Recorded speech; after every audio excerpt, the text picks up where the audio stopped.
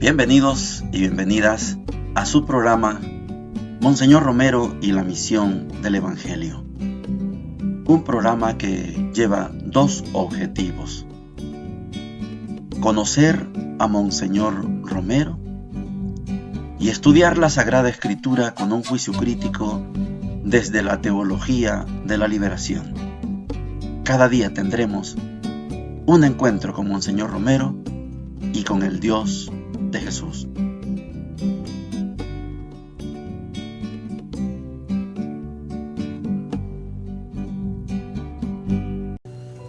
Hola, ¿qué tal? Este es su programa Monseñor Romero y la misión del Evangelio.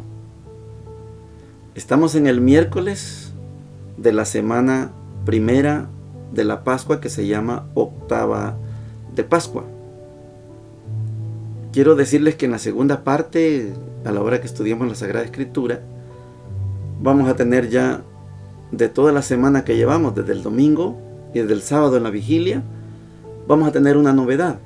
Vamos a empezar a estudiar el fenómeno de la resurrección de Cristo desde Lucas, que es completamente diferente a lo que hemos estado estudiando. Mientras tanto, en la primera parte, Monseñor Romero se encuentra en Costa Rica. Hay una reunión de la Conferencia Episcopal Centroamericana. Toda la conferencia significa todos los obispos de Centroamérica y Panamá están reunidos. Inicia la primera Eucaristía, la preside Monseñor Miguel Obando y Bravo.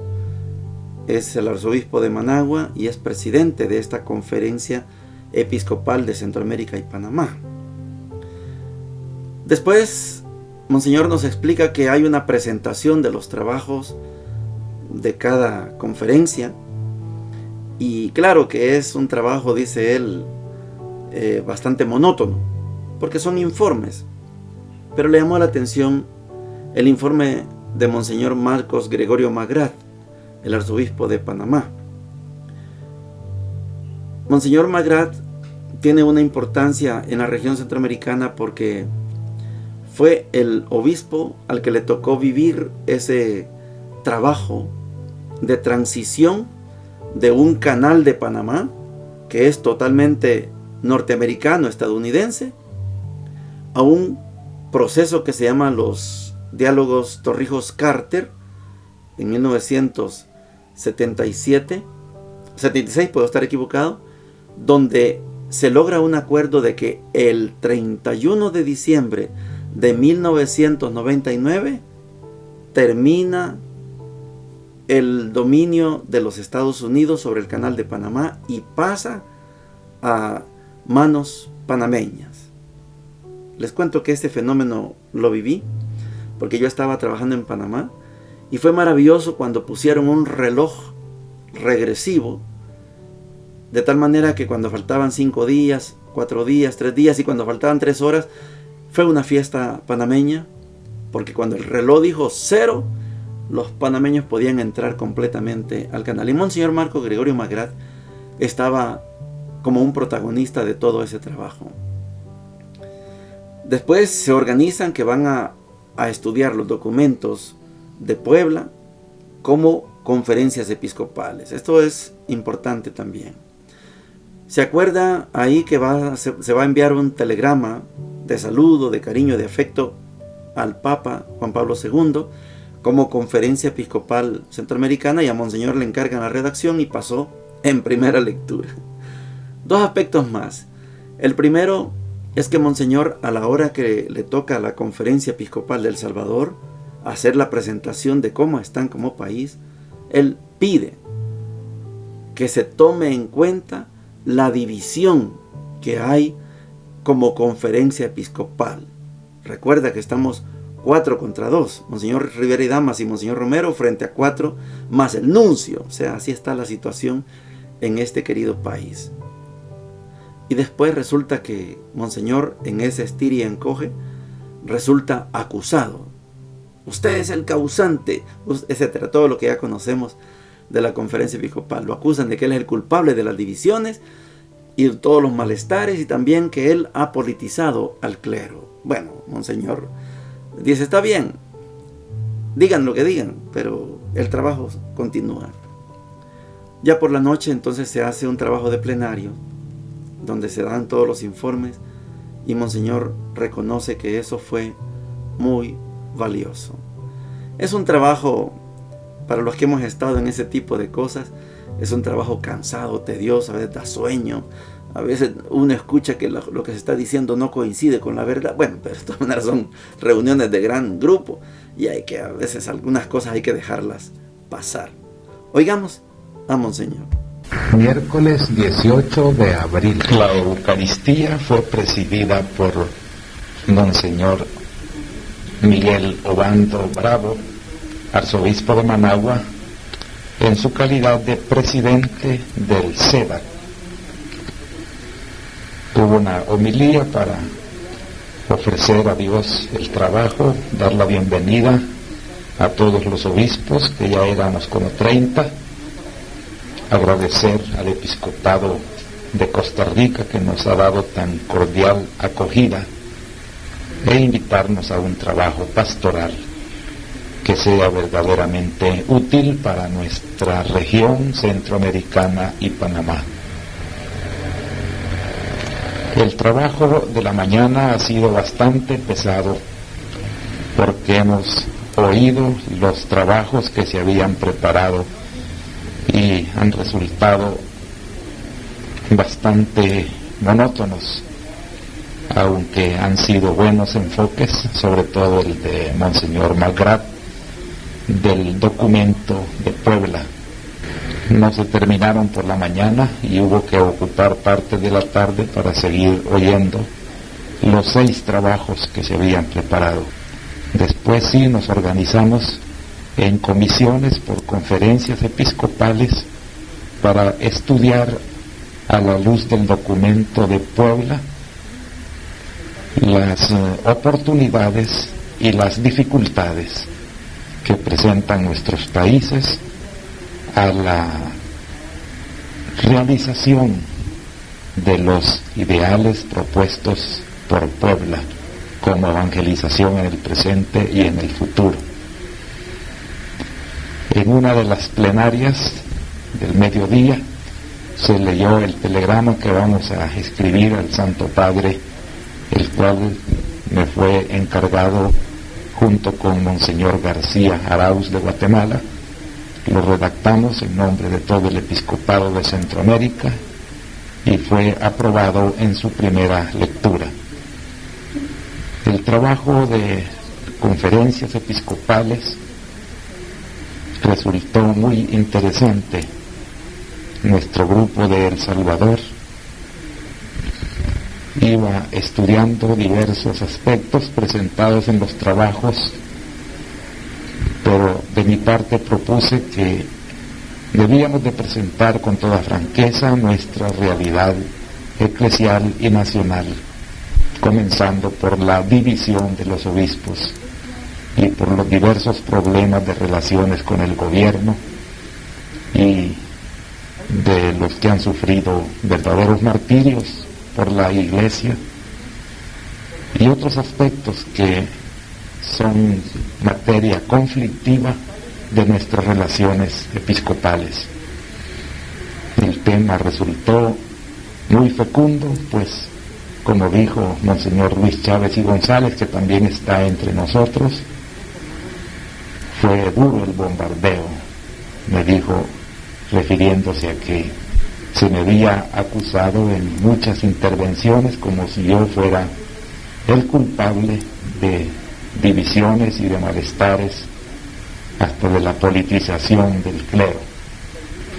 Por la noche recibí en visita a 2 universitarios que me ofrecieron traerme la copia del informe de la Comisión de Derechos Humanos de la OEA, que lo han reproducido para difundirlo en Costa Rica. También tuve una entrevista con el Canal 6 de televisión, y el cual debió de pasar esta misma noche. El plenario de la noche fue para informar sobre nuestras reuniones de conferencias episcopales, y las 6 conferencias dieron informes muy realistas, muy valientes, muy francos, de donde dedujimos al final las constantes. Resultaron 12 temas muy importantes que se van a reunir en grupos para estudiarlos más detenidamente el día de mañana. Llegamos a la sección de la palabra de Dios. Estamos en la octava de Pascua y hoy vamos a tener un elemento nuevo. Vamos a ver el tema de la resurrección de Jesús, pero desde la óptica del Evangelio de Lucas. Quiero que noten los matices, son muy diferentes. Lucas tiene otra intencionalidad. En la primera lectura seguimos estudiando el libro de los Hechos de los Apóstoles. Es un libro que recoge la memoria de los primeros días, meses, años de la comunidad cristiana sin la presencia física de Jesús. Yo les reitero que aquí seguimos pensando y hablando del movimiento de Jesús. Todavía no podemos decir, esta es la iglesia. Falta todavía. Tenemos como lectura entonces Hechos de los Apóstoles capítulo 3, versículos del 1 al 10. Y dice lo siguiente: en una ocasión, Pedro y Juan subían al templo para la oración de la tarde. Ahí encontraron a un paralítico de nacimiento que ponían diariamente junto a la puerta del templo llamada La Hermosa para pedir limosna a los que entraban. Cuando él vio a Pedro y a Juan, cuando vio que entraban al templo, les pidió una limosna. Entonces Pedro, fijando la mirada en él, lo mismo que Juan, le dijo: míranos. El hombre los miró fijamente, esperando que le dieran algo. Pedro le dijo: no tengo plata ni oro, pero te doy lo que tengo. En el nombre de Jesucristo de Nazaret, levántate y camina. Y tomándolo de la mano derecha, lo levantó. De inmediato se fortalecieron los pies y los tobillos. Dando un salto, se puso de pie y comenzó a caminar, y entró con ellos en el templo, caminando, saltando y glorificando a Dios. Reconocieron que era el mendigo que pedía limosna sentado a la puerta del templo, llamada La Hermosa, y quedaron asombrados y llenos de admiración por lo que le había sucedido. Palabra de Dios, te alabamos, Señor. En el capítulo 2 de los Hechos de los Apóstoles, escuchamos el discurso de Pedro. Varones de Galilea, ustedes mataron a Jesús, pero Dios lo hizo Señor y Mesías. Esta es la primera acción milagrosa que se cuenta en la Sagrada Escritura. No los dos. El milagro no lo hizo Pedro y Juan, no, lo hizo Pedro. Míranos. El paralítico los mira. No tenemos oro ni plata. Te doy lo que tengo. No te damos lo que tenemos, te doy lo que tengo. En el nombre de Jesús de Nazaret, levántate. Algunas veces estos textos se leen de manera muy rápida y muchas veces no logramos entrar en los detalles. Vamos a ver. Usted puede decirme que es algo normal que los discípulos, en este caso Santiago, Juan y Pedro, vayan al templo a la oración de la tarde. Usted puede notar que eso es normal. Pues no es normal.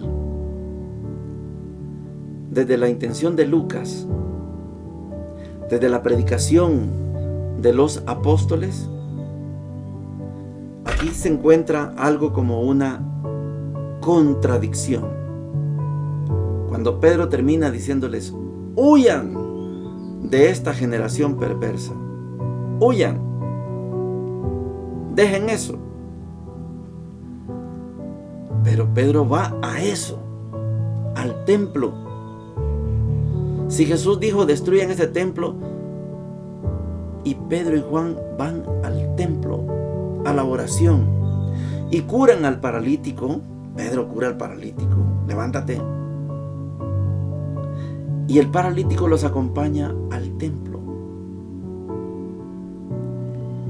Hay que tener cuidado con estos detalles, porque Jesús en ningún momento predicó darle validez, justificación al templo de Jerusalén. No, destruyan este templo. Y cuando Jesús muere, se rasgó el velo de arriba abajo. El templo no tiene utilidad. Pero Pedro y Juan van a la oración de la tarde. El cojo está pidiendo limosna. Él espera limosna. Pedro y Juan no tienen plata, no tienen oro. Cuando le dijo: míranos, no tengo plata ni oro, pero te doy lo que tengo. Es primera persona. Te doy lo que tengo. ¿Qué es lo que tengo? El poder de Jesús. Es el primer milagro. Por culpa de este milagro, Pedro y Juan van a pagar unas consecuencias muy caras. Esperamos estudiar esto mañana. Muy caras. Hasta aquí, Pedro y Juan no han roto con el templo, no han roto con la tradición judía. Ya no está Jesús, vamos al templo. No era este el espíritu. Hay una contradicción. El evangelio de hoy pone de manifiesto una característica muy peculiar, muy propia del evangelista Lucas. Vamos a leer Lucas 24, del 13 al 35, y dice lo siguiente: ese mismo día, 2 de los discípulos iban a un pequeño pueblo llamado Emaús, situado a unos 10 kilómetros de Jerusalén. En el camino, hablaban sobre lo que había ocurrido. Mientras conversaban y discutían, el mismo Jesús se acercó y siguió caminando con ellos. Pero algo impedía que sus ojos lo reconocieran. Él les dijo: ¿qué comentaban por el camino? Ellos se detuvieron con el semblante triste, y uno de ellos, llamado Cleofás, le respondió: ¿tú eres el único forastero en Jerusalén que ignora lo que pasó en estos días? ¿Qué cosa?, le dijo Jesús. Ellos le respondieron: lo referente a Jesús el Nazareno, que fue un profeta poderoso en obras y en palabras delante de Dios y de todo el pueblo, y cómo nuestros sumos sacerdotes y nuestros jefes lo entregaron para ser condenado a muerte y lo crucificaron.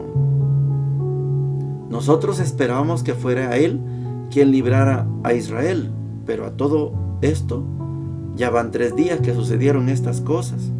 En verdad, que algunas mujeres que están con nosotros nos han desconcertado.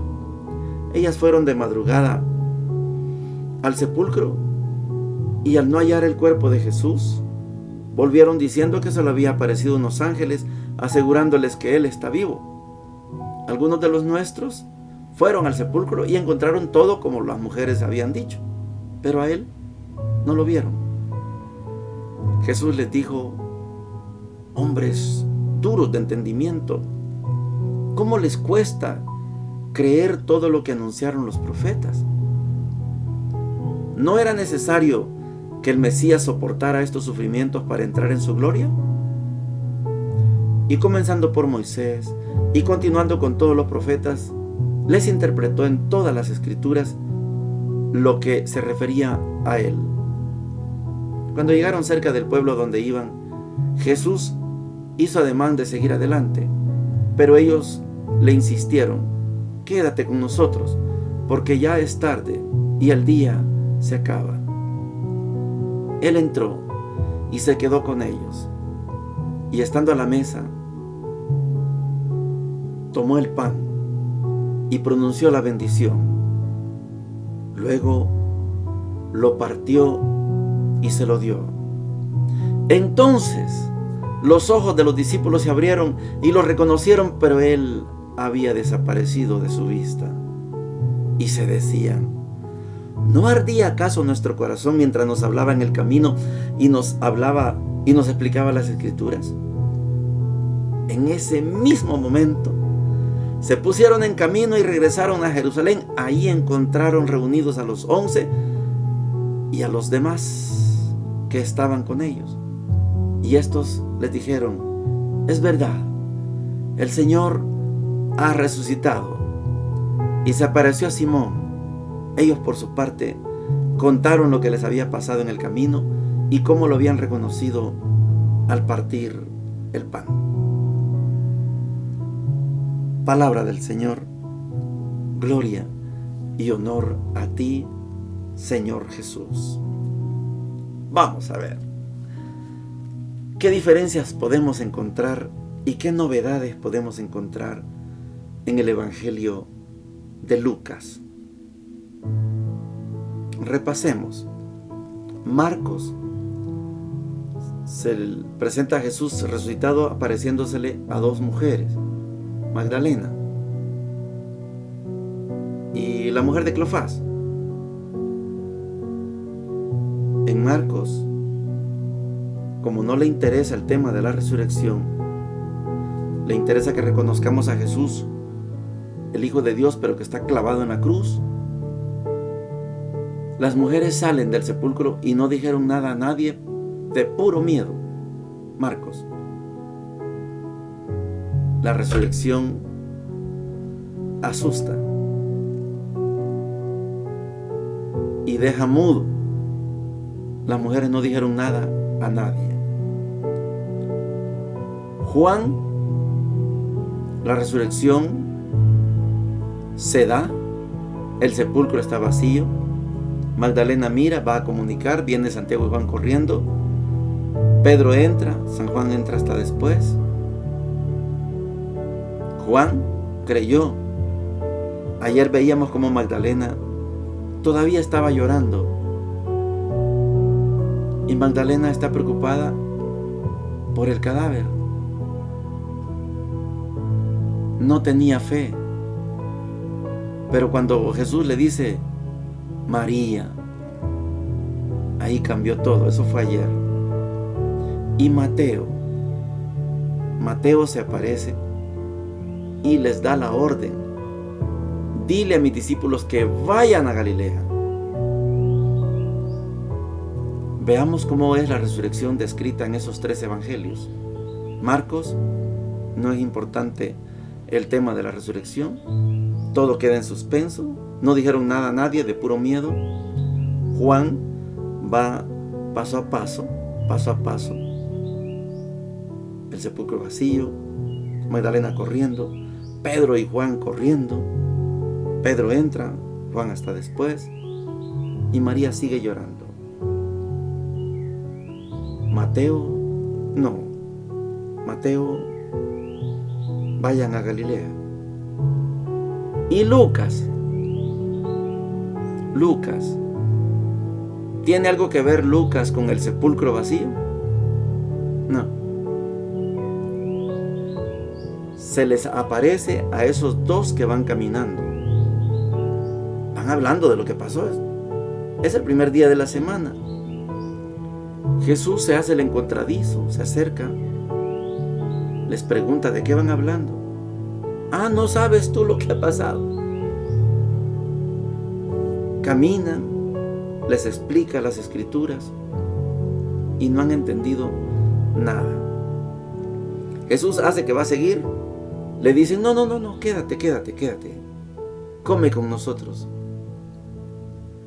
El dueño de la casa, a lo mejor era uno de los de Emaús, y algunos dicen que uno de estos de Emaús es hijo de Simón de Cirene, el que le ayudó a Jesús con la cruz. Pero son estudios todavía no definitivos.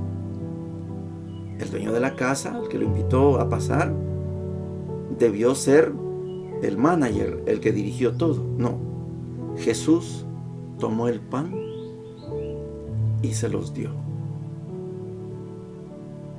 Jesús hace su celebración.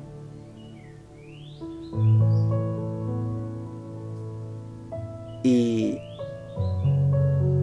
se les abrieron los ojos. La fracción del pan es el primer nombre que se le dio a las celebraciones de las comunidades cristianas del siglo I.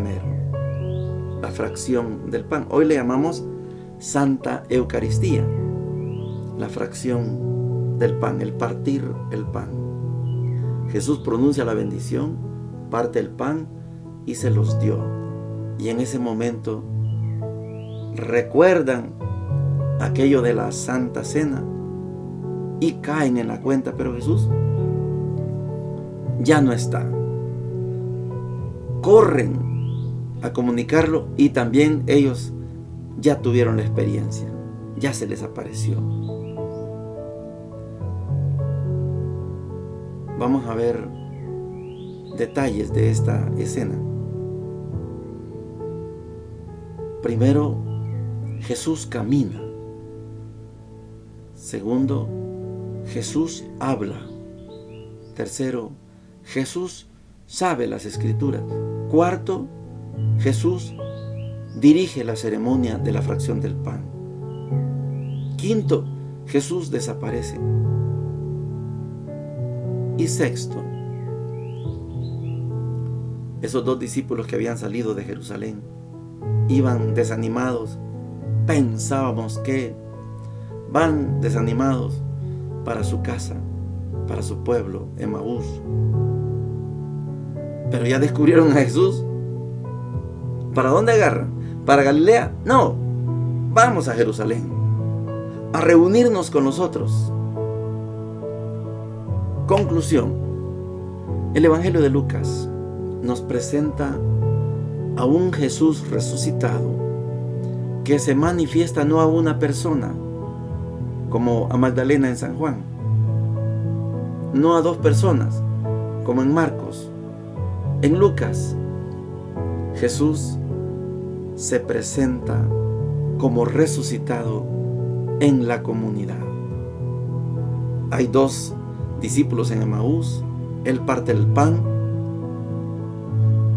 y se dan cuenta y caminan, van corriendo. Al llegar, se convierte aquello en una celebración. Creemos en la resurrección. Lucas es un evangelio de la comunidad cristiana.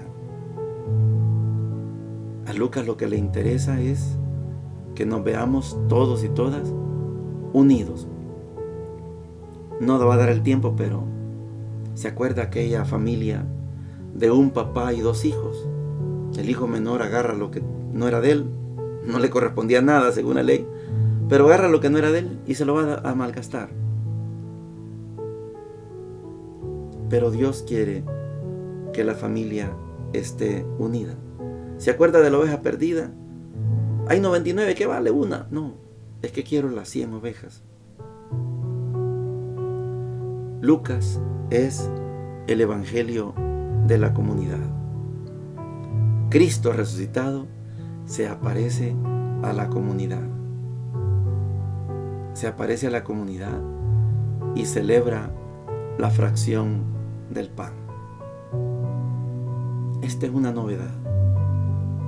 El evangelio de Lucas es el evangelio de la comunidad. No es del nuevo pueblo de Israel, el nuevo pueblo de Dios como Mateo. No. Lucas es un evangelio de la comunidad. Jesús está en la comunidad. Vamos a seguir estudiando el resto de la semana todo el fenómeno de la resurrección en los diferentes evangelios, completamente diferentes uno del otro. Felices Pascuas de Resurrección y bendiciones para todos y para todas. Hemos presentado Monseñor Romero y la misión del Evangelio. Hasta la próxima.